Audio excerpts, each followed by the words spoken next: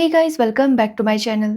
तो आज के इस वीडियो में मैं आपको एक्सप्लेन करने वाली हूँ 2026 में आई बंगाली सीरीज काली पोट का। तो चलिए विदाउट वेस्टिंग टाइम सीरीज का एक्सप्लेनेशन स्टार्ट करते हैं। सीरीज स्टार्ट होती है श्रीमा नाम की लेडी से जो एक लेदर फैक्ट्री में काम करती है। एक्चुअली फैक्ट्री के मजदूर चाहते थे कि उन्हें इस बार बोनस मिले, बट उनका ओनर उन्हें बोनस देने से मना कर देता है। अब वो सभी लोग श्रीमा को आकर ये बात बताते हैं, जिसके बाद श्रीमा कहती है कि वो सब कुछ मैनेज कर लेगी। जिसके बाद उनका ओनर जब कार से जा रहा था तो श्रीमा उसके ऊपर चूहे फेंक देती है, जिसकी वजह से वो चूहे उस ओनर को काटने लगते हैं और ये देखकर वो काफ़ी ज़्यादा पैनिक करने लगता है। एक्चुअली उसका नाम तपन था और वो यहाँ पर काफ़ी ज़्यादा डर गया था। वो भागते हुए बाहर आता है और मजदूरों से हेल्प मांगने लगता है, जिस बीच श्रीमा उससे कहती है कि सभी को बोनस मिलना चाहिए। अब वो इसके लिए भी मान जाता है और इस तरह से सभी मजदूरों को बोनस मिल जाता है। जिसके बाद श्रीमा तपन को बचा लेती है। ऐसा करके वो तपन को दिखा देती है कि अगर इंसाफ नहीं मिला तो वो कुछ भी कर सकती है। जिसके बाद श्रीमा की फैमिली की बात करें तो श्रीमा का एक बेटा है जो कि पढ़ाई में काफ़ी होशियार है और श्रीमा उसका एडमिशन अच्छे कॉलेज में करना चाहती थी, बट उसके पास इतने पैसे नहीं थे, जिसकी वजह से वो काफ़ी परेशान थी। तो वही श्रीमा के हस्बैंड की बात करें तो वो कुछ भी काम नहीं करता था। जिसके बाद हम मिंटी नाम की लेडी को देखते हैं जो मेड का काम करती है। आज जब वो अपनी बच्ची के लिए थोड़ी सी सब्जी ले जा रही थी तो उसकी मालकिन उसे देख लेती है और उसे काफ़ी बातें सुनाती है। बट फिर भी मिंटी उनकी बातों को इग्नोर करते हुए घर आकर अपनी बेटी को खाना खिलाने लगती है। एक्चुअली मिंटी भी चाहती थी कि उसकी बेटी को काफ़ी अच्छी लाइफ मिले, बट उसकी फाइनेंशियल कंडीशन बिल्कुल भी अच्छी नहीं थी। अब यहाँ पर मिंटी की बेटी मिंटी से कहती है कि वो कुछ अच्छा खाना खाना चाहती है, जिस पर मिंटी उसे कहती है कि जब अगले मंथ उसकी सैलरी होगी तो वो उसके लिए कुछ अच्छा खाना लेकर आएगी। अब ये सुनने के बाद मिंटी की बेटी अपना गुल्लक मिंटी को देती है और कहती है कि वो इसमें से पैसे ले सकती है और जब उनके पास पैसे आ जाएँ तो वो वापस इसमें रख दे। अब ये सुनने के बाद मिंटी काफ़ी इमोशनल हो जाती है कि तभी वहाँ पर मिंटी का हस्बैंड दुलाल आता है, जो कि हमेशा नशे में धुत रहता था और उसे जुए का भी बहुत ज़्यादा शौक था। साथ ही वो मिंटी को भी मारा-पीटा करता था, जिसकी वजह से मिंटी उससे बहुत ज़्यादा डरती थी।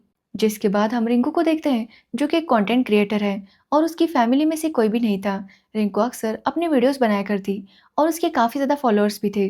अब आज भी जब वो वीडियो बना रही थी, तो उसे मन्ना नाम के आदमी का कॉल आता है, जो देखकर वो काफ़ी डर जाती है और कॉल रिसीव नहीं करती।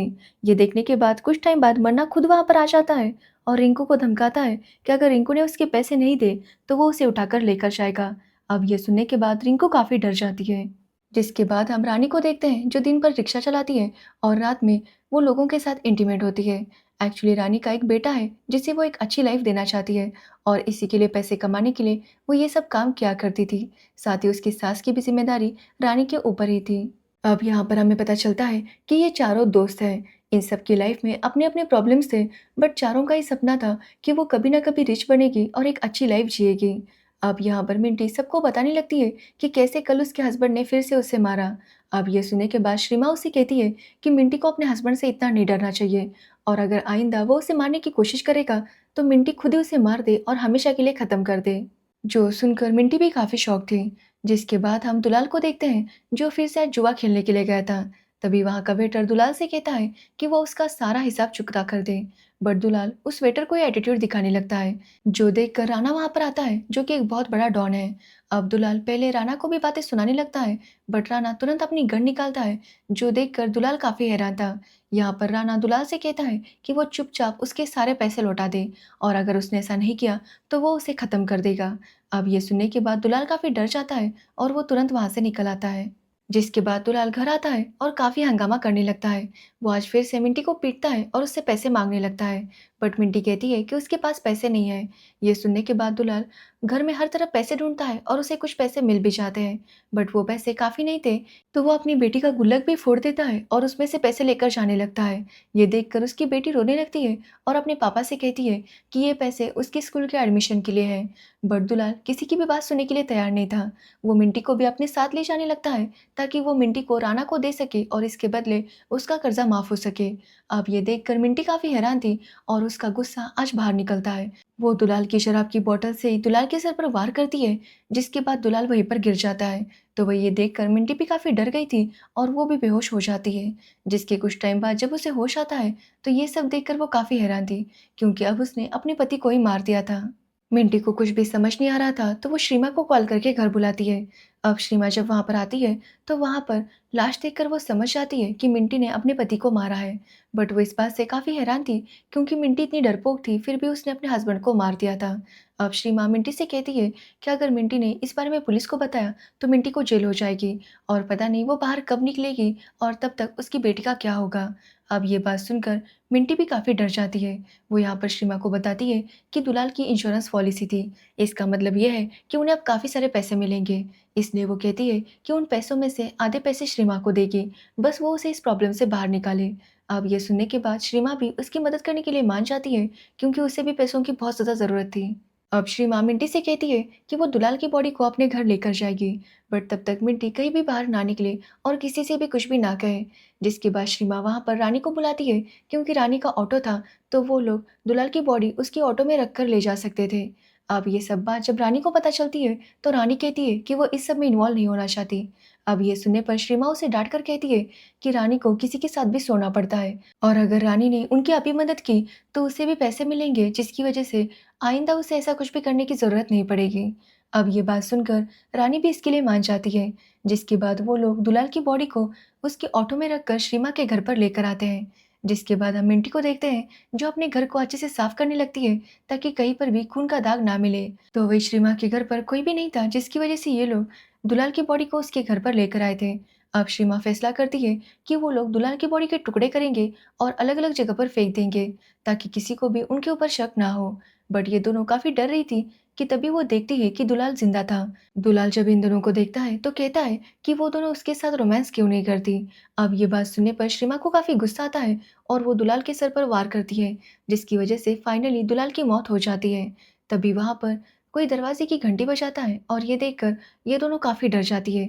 घबराते हुए जब ये दरवाज़ा खोलती है तो बाहर रिंकू थी। रिंकू उन्हें बताती है कि मना ने उसे धमकी दी है कि उसे अपने पैसे वापस नहीं मिले तो वो रिंकू के कुछ फोटोज़ को वायरल कर देगा। जो सुनकर श्रीमा उससे पूछती है कि आखिर रिंकू को कितने पैसों की ज़रूरत है, तो वो बताती है कि उसे 20,000 रुपये चाहिए। ये सुनने के बाद श्रीमा अंदर जाती है और दुलाल के पॉकेट में से 20,000 रुपये निकालती है और जाकर रिंकू को देती है। तो वही रिंकू भी वहाँ पर खून देख लेती है और वो समझ जाती है कि ज़रूर इन्होंने किसी को मारा है। इसलिए वो इन दोनों से कहती है कि वो जल्दी से उसका सिम कार्ड निकाल ले, नहीं तो पुलिस वालों को पता चल जाएगा कि वो कहाँ पर था। अब ये सुनने के बाद श्रीमा तुरंत रिंकू को अंदर खींचती है और यहाँ पर रिंकू देखती है कि इन लोगों ने दुलाल को मारा था और ये देखकर वो काफ़ी डर जाती है और वहाँ से निकलना चाहती थी। बट श्रीमा उसे कहती है कि दुलाल की इंश्योरेंस पॉलिसी है और जो पैसे मिंटी को मिलेंगे उसे ये चारों बाँट लेंगे। इसलिए वो रिंकू से कहती है कि उसे भी उसका काम करना होगा। वो रिंकू से कहती है कि वो कोलकाता की ट्रेन पकड़े और रास्ते में दुलाल के मोबाइल से मिंटी को मैसेज करे कि वो हमेशा के लिए उसे छोड़कर जा रहा है और कभी भी वापस नहीं आएगा। जिसके बाद कोलकाता जाकर उस फ़ोन को कहीं पर फेंक दे और वापस आ जाए। अब उनके कहने पर रिंकू ऐसा ही करती है। तो वही श्रीमा, मिंटी और रानी दुलाल की बॉडी के टुकड़े करते हैं और अलग-अलग जगह पर फेंक देते हैं। जिसके बाद हम देखते हैं कि श्रीमा मिंटी को समझाती है कि मिंटी अगले दिन दुलाल के दोस्तों के घर जाए और उनसे पूछे कि दुलाल कहाँ पर है। जिसके 2 दिन बाद वो पुलिस स्टेशन में जाए और पुलिस वालों को बताए कि दुलाल के ऊपर बहुत ज़्यादा कर्जा हो गया था। जिसके बाद वो उन्हें छोड़कर भाग गया। वो कहती है कि वो रोने का नाटक भी करे। अब मिंटी भी इसके लिए मान जाती है और जैसा उसने कहा था वैसे 2 दिन बाद जाकर पुलिस कंप्लेंट फाइल कर देती है। जिसके बाद पुलिस वालों को पता चलता है कि एक्चुअली दुलाल का झगड़ा राना के साथ हुआ था। इसलिए उन्हें राना पर शक था कि राना ने ही पैसों के लिए दुलाल को मारा होगा। बट पुलिस वालों को मिंटी पर भी शक हो रहा था, इसलिए वो उससे काफ़ी पूछताछ करते हैं, बट मिंटी उन्हें कुछ भी नहीं बताती। जिसके कुछ दिनों बाद एक आदमी को देखते हैं, जिसे एक कचरे के पास एक हाथ मिलता है, जिसके ऊपर दुलाल लिखा गया था और ये देखकर पुलिस वाले समझ जाते हैं कि ये दुलाल का ही हाथ है। एक्चुअली ये सब कुछ रिंकू ने किया था क्योंकि वो जानती थी कि जब तक बॉडी नहीं मिलती, इंश्योरेंस वाले पैसे नहीं देते और इसी वजह से उसने जानबूझकर वो हाथ वहाँ पर छोड़ा था।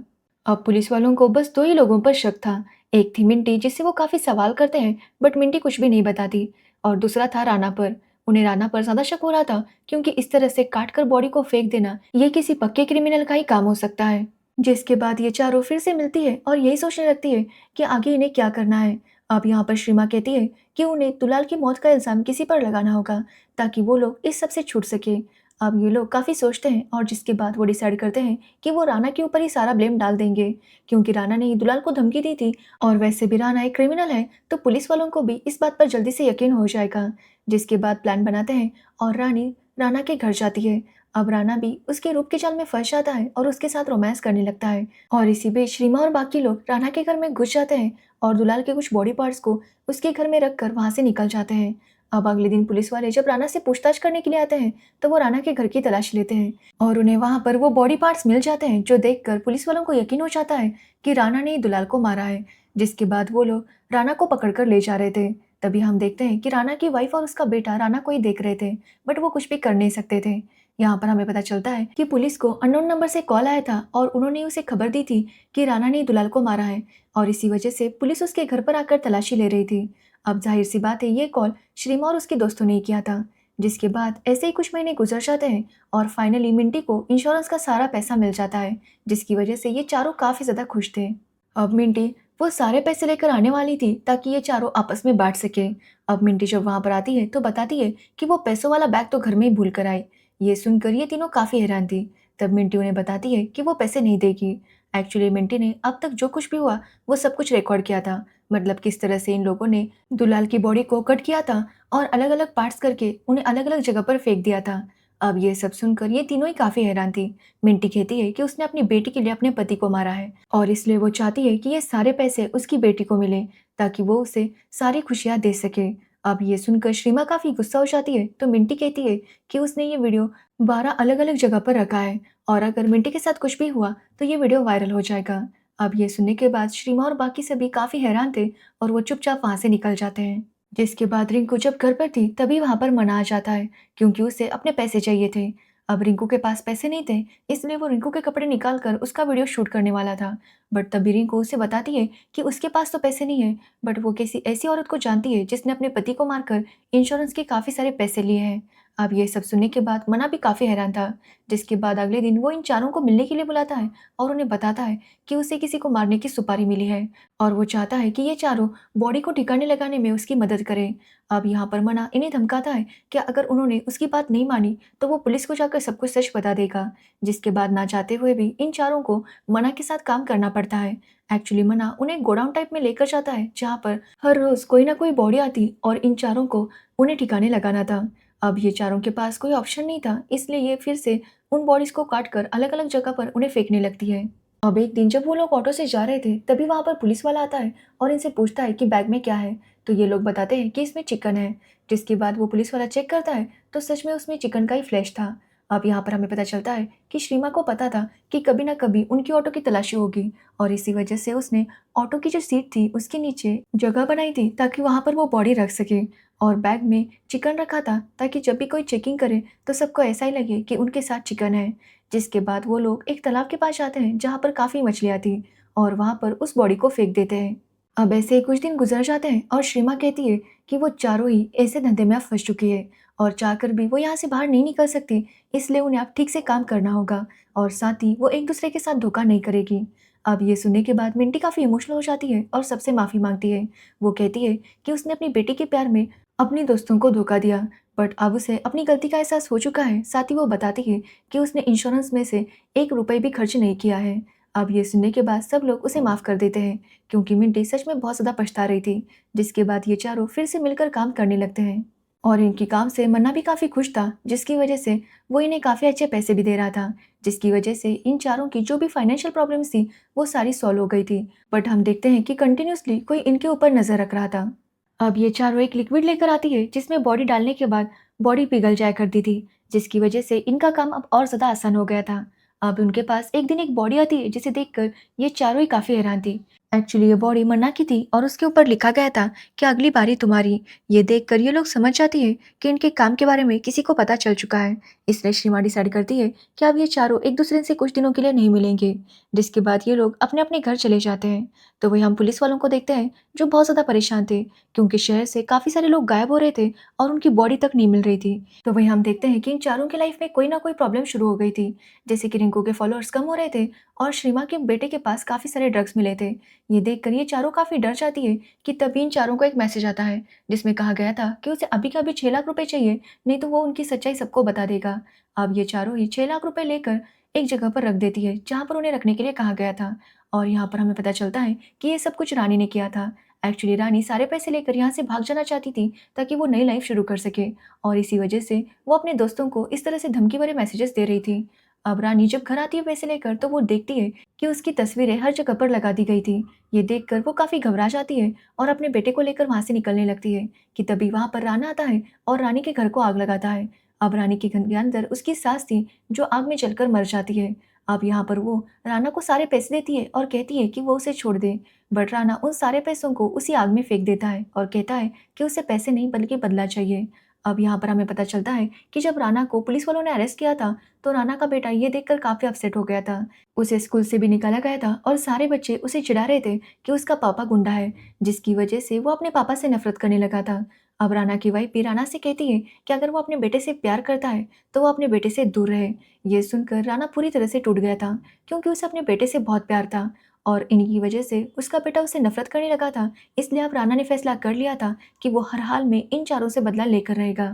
इसलिए जेल से बाहर आने के बाद उसने इन चारों पर अच्छे से नजर रखी और उसे सारी सच्चाई पता चल गई कि ये चारों क्या कर रही है। जिसके बाद उसने सारे सबूत इकट्ठा किए और अब वो इनसे बदला लेने के लिए पूरी तरह से तैयार था। अब अगले दिन फिर से चारों मिलते हैं और इन तीनों को पता चल जाता है कि रानी ने इन सबको धोखा देने की कोशिश की थी, जिसकी वजह से ये सभी लोग रानी से काफी अपसेट थे। बट तभी उन्हें राणा का कॉल आता है जिसने मिंटी की बेटी को किडनैप किया था, और वो कहता है कि अगर उन लोगों ने उसकी बात नहीं मानी तो वो मिंटी की बेटी को मार देगा। अब ये सुनने के बाद ये चारों काफी डर जाती है, बट ये फैसला करती है कि ये राणा से डरेगी नहीं। जिसके बाद ये लोग भी राणा के बेटे को किडनैप करते हैं और राणा को वीडियो कॉल करके बताते हैं कि अगर उसने मिंटी की बेटी को नहीं छोड़ा तो वो लोग उसके बेटे को भी मार देंगे। अब ये बात सुनने पर राणा मिंटी की बेटी को छोड़ने के लिए मान जाता है, बट राणा ने जब वीडियो कॉल किया था तो रानी ने देख लिया था कि उसकी बेटी किस होटल में है, इसलिए वो लोग वहां पर जाते हैं और किसी तरह से हंगामा करके मिंटी की बेटी को लेकर वहां से भाग निकलते हैं। जिसके बाद राणा आखिरकार उस जगह पर पहुंच जाता है जहां पर इन लोगों ने उसे बुलाया था। अब वहां पर आने के बाद ये लोग राणा के लोगों के साथ लड़ने लगते हैं, बट आखिरकार राणा इन लोगों को पकड़ लेता है। जिसके बाद वो इन्हें मारने ही वाला था कि तभी वहां पर राणा की वाइफ आती है और यहाँ पर हमें पता चलता है कि एक्चुअली राणा की वाइफ का ये सब कुछ प्लान था। वही चाहती थी कि ये चारों मिलकर राणा को इसमें फंसाए। एक्चुअली राणा की वाइफ को पता चल गया था कि राणा अपने बेटे को अपने जैसा गैंगस्टर बनाना चाहता है, इसलिए वो अपने बेटे को राणा से दूर रखना चाहती थी। और इसी वजह से जब मिंटी के हस्बैंड के बारे में उसे पता चला, तो राणा की वाइफ ने मिंटी से कहा था कि वो सारा ब्लेम राणा के ऊपर डाल दे ताकि राणा अपने बेटे से दूर हो जाए, और इसी वजह से इन चारों ने राणा को फंसाया था।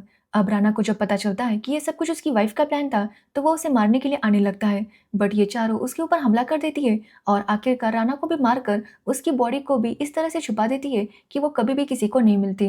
जिसके बाद ये चारों ही काफी अपसेट थी, क्योंकि जब रानी इनके पैसे लेकर गई थी तो राणा ने इनके पैसों की बैग आग में डाल दी थी, जिसकी वजह से फिर से इनके पास पैसे नहीं थे। तभी वहां पर श्रीमा उनके पास असली बैग लेकर आती है। वो बताती है कि उस दिन उसने रानी को नकली पैसों का बैग दिया था, जिसे राणा ने आग में फेंक दिया था।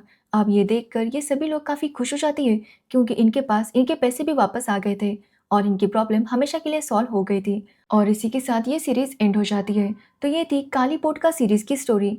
अगर आपको इस सीरीज की स्टोरी और मेरा एक्सप्लेनेशन पसंद आया हो तो वीडियो को लाइक कमेंट शेयर जरूर करना और मेरे चैनल को सब्सक्राइब करना बिल्कुल मत भूलना। Thanks for watching video.